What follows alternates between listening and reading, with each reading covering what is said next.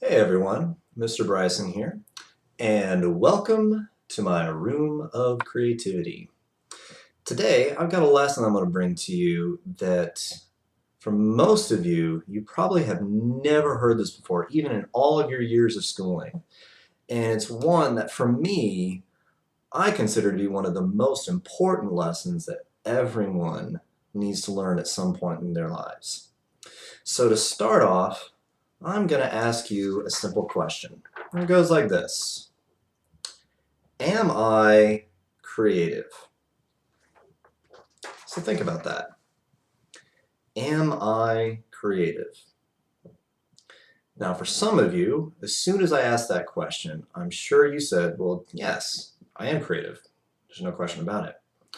Some of you said, well, I do answer problems and I can create things, but creativity is for those people who are in the arts. They're the ones who play music and they're sitting in art class drawing things, or they're actors on the stage performing for everyone. And those are the creative types. And so, no, I guess I'm not really creative. And I'm also willing to bet that over half of you in that instant, you said, no, I am not creative. I have never thought of myself as creative, so that is a very emphatic no. Well, the definition of creativity is simply the ability to create a solution to a challenge. Have you ever solved a math problem? Have you ever written an essay for English or for history? Have you ever, been hanging out with your friends and you guys couldn't figure out what to do, and you were the one that said, "Hey, let's go to the movies," or "Hey, let's go over to somebody's house and we'll, I don't know, do whatever it is that you guys wanted to do." Have you ever come up with an answer verbally to answer a question?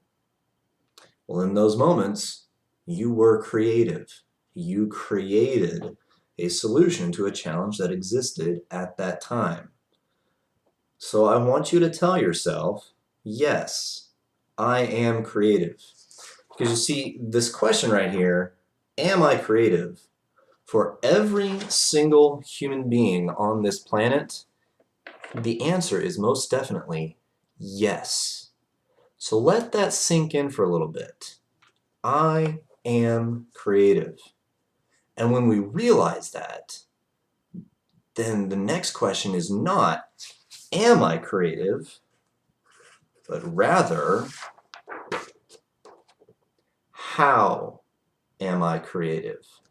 Because we are all creative on some level. So my goal for the rest of this video is to give you some of those creativity types so you can figure out for yourself and for your friends how you are all creative. Okay? So the first way, or the first creativity type, deals with how people like to approach a challenge. And for this particular creativity type, this is something that we're all aware of. We've just never been really told this before. And it's something that every advertising company out there knows very well. Okay? If you ever been to the store, and it doesn't matter what store you're talking about, you go and you walk down the aisle and you pick up an item, and there displayed on the packaging are these three simple little words: new and improved. We've all seen them. Have you ever stopped to actually think about what that really means? If something is new, so that means that it's brand new, never been thought of before, here it is, this is the first time this product has ever been made.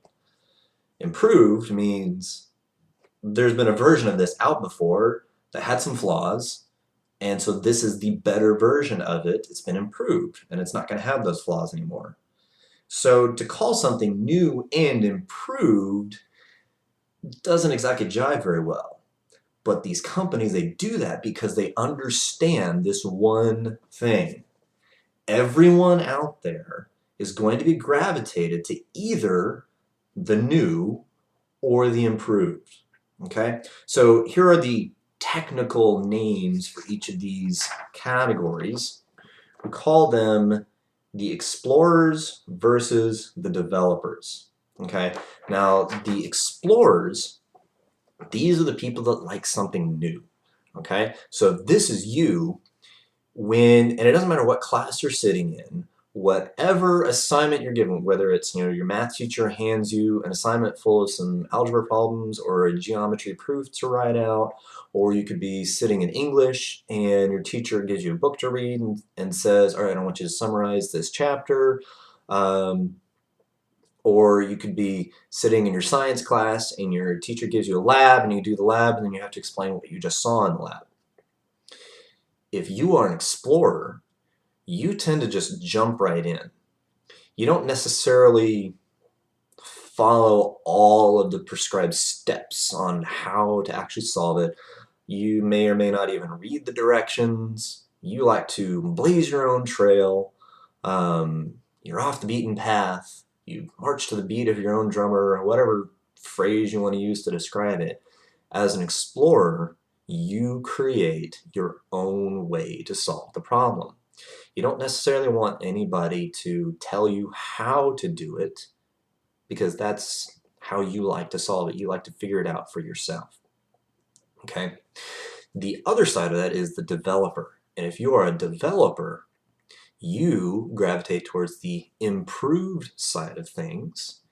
And it also means that when you solve a challenge, so using those same assignments where your explorer friends like to just get right in there and just figure it out as they go along, you are the person who sits back for a minute and you say, let me think about that. Let me go back and read the directions. Let me make sure I'm doing everything exactly right. You actually ask for the rubric beforehand.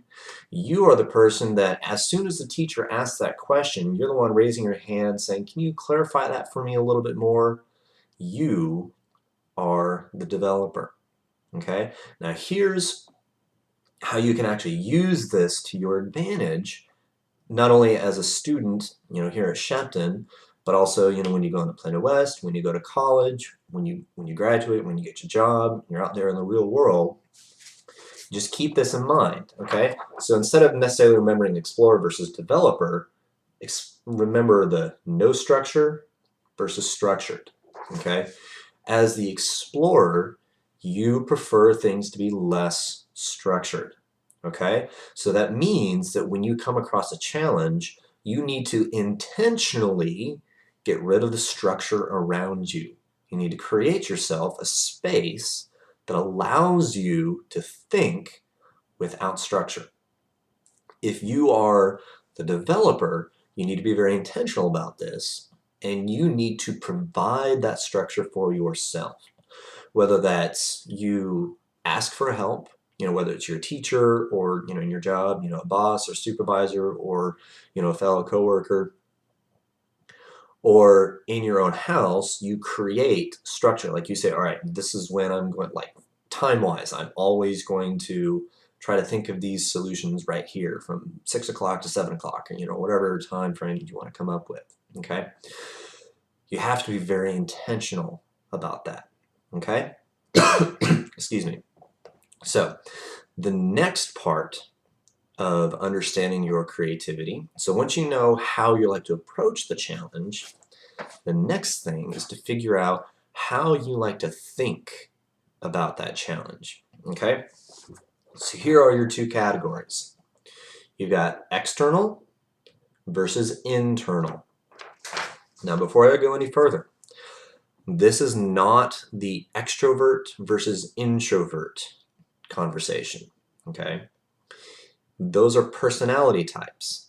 And while it is important to understand whether you're extroverted, outgoing, or an introvert, and you like to, sometimes you're kind of shy and don't really want to talk to other people, that's great and that's who you are, but that's not really where I'm going with this, okay?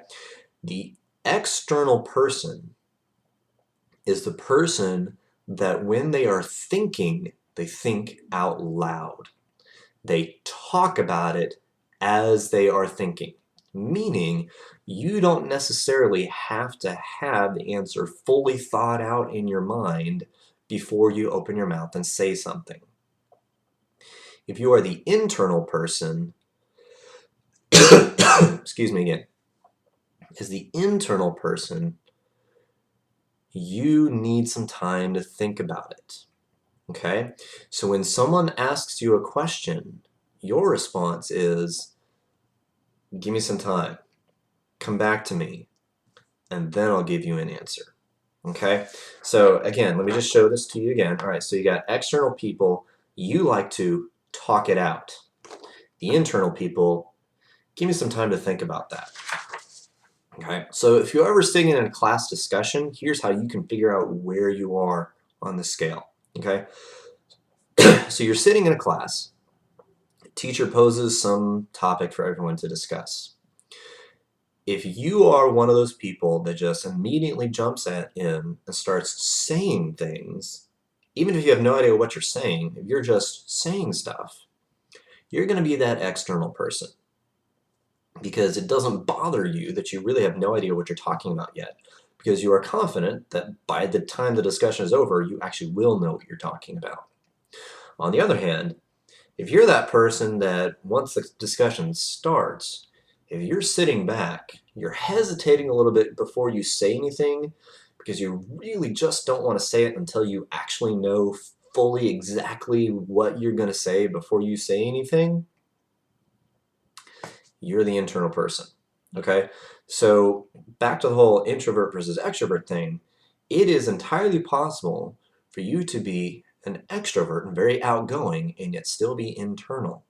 Because even though you're outgoing and you like to talk, when it comes to thinking, you need space. You need some quiet. You need a few minutes, sometimes a few days. It is also possible for you to be very introverted, very shy, not really want to say anything in class, but you can still be external, because as other people are talking, that's all you need to develop your own ideas. Okay? Now let me give you an example of how this really plays out, because I myself am a very internal person. In fact, before I even started recording this video, I sat here in this chair for about half an hour trying to figure out exactly what I was going to say. I have to have it planned out in my mind ahead of time before I even say anything. Now, my esteemed colleague, Mrs. Brady, one of my chemistry teammates, is very external. She likes to say things. She's got lots of ideas, and every time we get together in our team meetings, she's just throwing out ideas and just saying a lot of stuff. Now, when she and I first met and really started trying to work together, there was some friction there between us, because we'd be sitting there in the meeting and she would say something and she just kept talking, and then I would get irritated because she just kept going and I never really had a chance to think about it. And then she in turn would get very irritated with me because she kept asking me for what I thought, and can you help me refine this idea? Can you help me make it better? And I would never say anything because I just wasn't ready to say anything.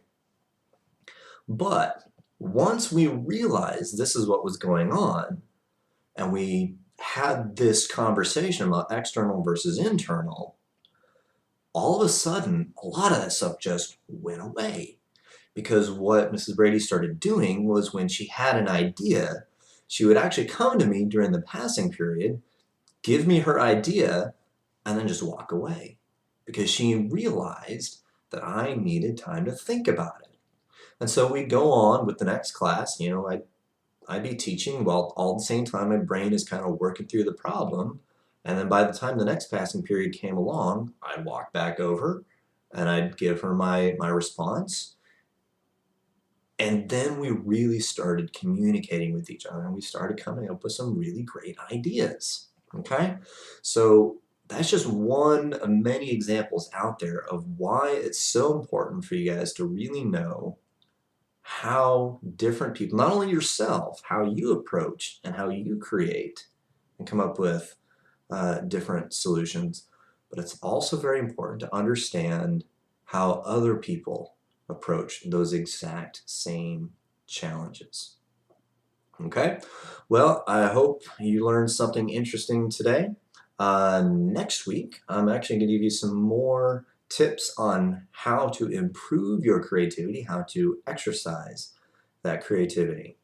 And before I sign off, for those of you that have been staring over my shoulder the entire time, yes, that is a cardboard cutout of Darth Vader and Yoda behind me.